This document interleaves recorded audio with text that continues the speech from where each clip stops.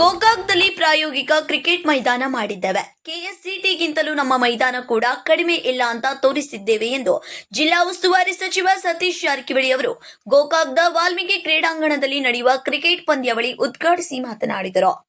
ಅದರ ಜೊತೆಯಲ್ಲಿ ಬೆಳಗಾವಿಯಲ್ಲಿ 50 ಕೋಟಿ ರೂಪಾಯಿ ವೆಚ್ಚದಲ್ಲಿ ಮತ್ತೊಂದು ಕ್ರೀಡಾಂಗಣ ಮಾಡುತ್ತಿದ್ದೇವೆ. ಮೊದಲು ಕ್ರಿಕೆಟಿಗಷ್ಟೇ ಪ್ರಾಮುಖ್ಯತೆ ನೀಡುತ್ತಿದ್ರು, ಆದ್ರೆ ಈಗ ಕ್ರಿಕೆಟ್ ಜೊತೆಗೆ ಇನ್ನುಳಿದ ಕ್ರೀಡೆಗಳಲ್ಲಿ ಗೋಕಾಕ್ದವರು ಭಾಗವಹಿಸಿದ್ದಾರೆ. ಇನ್ನು ಮುಂದಿನ ದಿನಮಾನದಲ್ಲಿ ರಾಷ್ಟ್ರ ಮಟ್ಟದ ಕ್ರೀಡಾಪಟುಗಳು ಗೋಕಾಕ್ದ ಕ್ರೀಡಾಂಗಣದಲ್ಲಿ ಆಡಲಿ ಎಂದು ಹಾರೈಸಿದರು.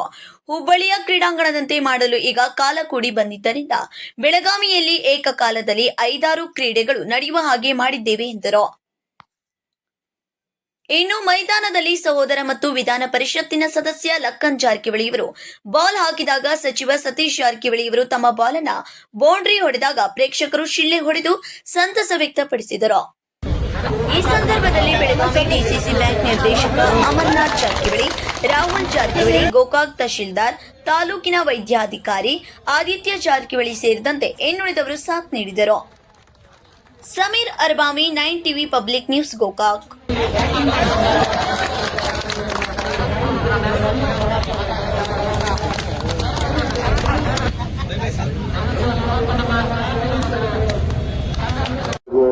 ನಮಸ್ಕಾರ.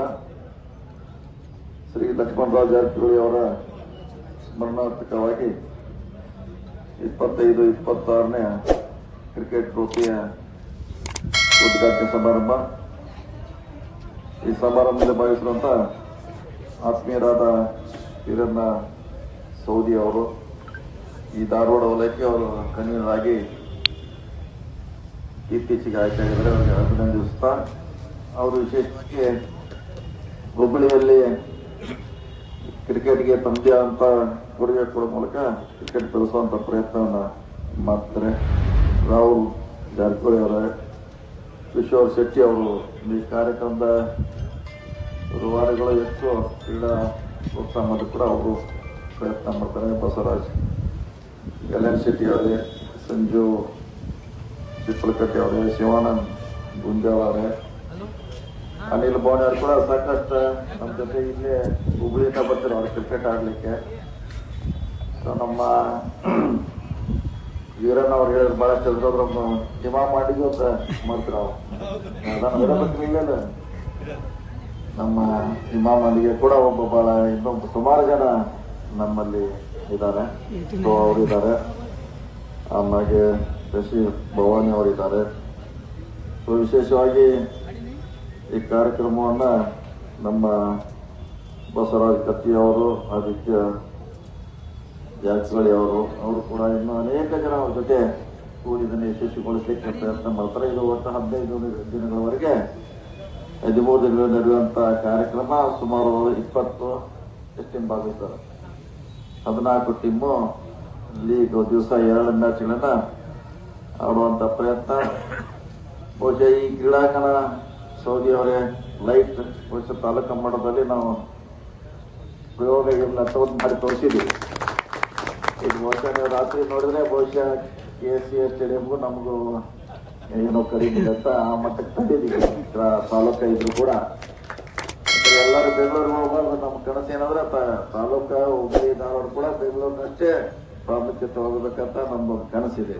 ಆ ಕನಸಿನ ಅಂಗವಾಗಿ ಇದನ್ನ ಕಡಿಮೆ ಖರ್ಚಲ್ಲಿ ಇಷ್ಟೆಲ್ಲ ಚೆನ್ನಾಗಿ ಮಾಡುವಂತ ಪ್ರಯತ್ನ ಮಾಡಿದ್ವಿ. ಬೆಳಗಾವಿ ಕೂಡ ಸುಮಾರು 50 ಕೋಟಿದಲ್ಲಿ ಒಂದು ಹೊಸ ಕ್ರೀಡಾಂಗಣ ಕೂಡ ಮಾಡ್ತಾ ಇದ್ವಿ. 50 crore ಈಗಾಗಲೇ 30 ಕೋಟಿ ಖರ್ಚು ಮಾಡಿದ್ವಿ. ಇನ್ನು 20 ಕೋಟಿ 2 ವರ್ಷದಲ್ಲಿ ಖರ್ಚು ಮಾಡೋಕೆ ಇನ್ನೊಂದು ಸ್ಟೇಡಿಯಂ ಅನ್ನ ಬೆಳಗಾವಿಯಲ್ಲಿ ನಾವು ಮಾಡ್ತಾ ಇದೀವಿ. ಮತ್ತೆ ಎಲ್ಲಿ ಅವಕಾಶ ಇದೆ ಅಲ್ಲಿ ಮಾಡುವಂತ ಪ್ರಯತ್ನ ಮಾಡ್ತೀವಿ. ಕ್ರಿಕೆಟ್ ಮೊದಲಿದ್ದು ಕೂಡ ನಮಗೆ ಹಿಂದೆ ದಯಾನಂದ ಕಾಟಾಯ್ ಅವರ ಇದ್ದಾಗ ಇನ್ನು ಅನೇಕರು ಇಲ್ಲಿ ಕ್ರಿಕೆಟ್ಗೆ ಪ್ರೋತ್ಸಾಹ ನೀಡಿದರೆ. ಇತ್ತಿತ್ತಲಾಗೆ ಕ್ರಿಕೆಟ್ ಜೊತೆಗೆ ಬಹಳಷ್ಟು ಕ್ರೀಡೆಯಲ್ಲಿ ಗೋಕಾಕದವರು ಭಾಗವಹಿಸ್ತಾರೆ. ಮುಂಚೆ ಕ್ರಿಕೆಟ್ ಒಂದೇ ನಾವು ಪ್ರಾಮುಖ್ಯತೆ ಕೊಡ್ತಾ ಇದ್ದೀವಿ. ಇತ್ತಿತ್ತಲಾಗೆ ಸ್ವಿಮ್ಮಿಂಗ್ ಇರ್ಬೋದು, ಚೆಸ್ ಇರ್ಬೋದು, ಬೇರೆ ಬೇರೆ ಕ್ರೀಡೆಯಲ್ಲಿ ಕೂಡ ಗೋಕಾಕನ ಪ್ರಚಲಿತ ಬಹಳಷ್ಟು ಕ್ರೀಡಾಪಟುಗಳು ಇವತ್ತು ಹುಟ್ಟಿದ್ದಾರೆ. ಬಹಳ ಸಂತೋಷ. ಈ ಕ್ರಿಕೆಟ್ ಸುಮಾರು 2 ವಾರಗಳ ಕಾಲ ನಡೀತಾ ಇದೆ. ಇದು ಅತ್ಯಂತ ಯಶಸ್ವಿ ಆಗಲಿ. ಇದರಿಂದ ಮುಂದೆ ಪ್ರಾರಂಭ, ಇದು ಜಸ್ಟ್ ಪ್ರಾರಂಭ ಅಷ್ಟೇ. ನಂತರ ರಾಷ್ಟ್ರ ಮಟ್ಟ ಅಂತಾರಾಷ್ಟ್ರೀಯ ಕ್ರೀಡಾಪಟುಗಳು ಕೂಡ ಗೋಕಾಕದಲ್ಲಿ ಬಂದ ಆಗನ್ನು ಮಾತನ್ನು ಹೇಳುತ್ತಾ, ಹಿಂದಿನ ಹುಬ್ಬಳ್ಳಿಯಲ್ಲಿ ಸೌದಿ ಅವ್ರ ಕ್ರೀಡಾಂಗಣ ನೋಡಕ್ ಹೋಗಿದ್ದೆ. ಅಲ್ಲಿಂದ ಇಲ್ಲಿವರೆಗೆ ನೋಡ್ತಾ ಇದ್ದೆ. ಅದ್ರ ಕಾಲ ಈಗ ಕೂಡ ಬಂದು ಈಗ ಬೆಳಗಾವಿಯಲ್ಲಿ ಸ್ವಂತ ನಮ್ಗೆ ಅಂತ ಈ ವರ್ಷದಿಂದ ಆ ಕ್ರೀಡಾಂಗಣವನ್ನ ನಾವು ಪ್ರಾರಂಭ ಮಾಡ್ತಾ ಇದ್ದೀವಿ. ಸುಮಾರು 5 ವರ್ಷಗಳಲ್ಲಿ ಒಂದೇ ಏರಿಯಾದಲ್ಲಿ ಎಲ್ಲಾ ಕ್ರೀಡಾ ಚಟುವಟಿಕೆ ನಡೆಸುವಂತ ಒಂದು ಯೋಜನೆಯನ್ನ ಖಾಸಗಿಯಲ್ಲಿ ನಾವು ರೂಪಿಸಿದ್ದೇವೆ. ನಾವು ಬರಲಿಕ್ಕೆ ಇನ್ನೂ 5 ವರ್ಷ ಆಗ್ತೈತೆ. ಅದು ಖಾಸಗಿ ವಲಯದಲ್ಲಿ ಅತ್ಯಂತ ಸುಂದರವಾದ ಕ್ರೀಡಾ ಲೋಕವನ್ನೇ ಅಲ್ಲಿ ನಾವು ಸ್ಥಾಪನೆ ಮಾಡ್ತಾ ಇದ್ದೀವಿ. ಈ ಕ್ರೀಡೆ ಯಶಸ್ವಿಯಾಗಲಿ, ಹೆಚ್ಚು ಜನ ಭಾಗವಹಿಸಲಿ ಮತ್ತು ಇದನ್ನ ಆಯೋಜನೆ ಮಾಡಿದ ಎಲ್ಲರಿಗೆ ಮತ್ತೊಮ್ಮೆ ಅಭಿನಂದಿಸಿ ಕ್ರಿಕೆಟ್ ಯಶಸ್ವಿಯಾಗುತ್ತಾರೆ. ನಮ್ಮ ಮಾತು ನಮಸ್ಕಾರ ಎಲ್ಲರಿಗೂ.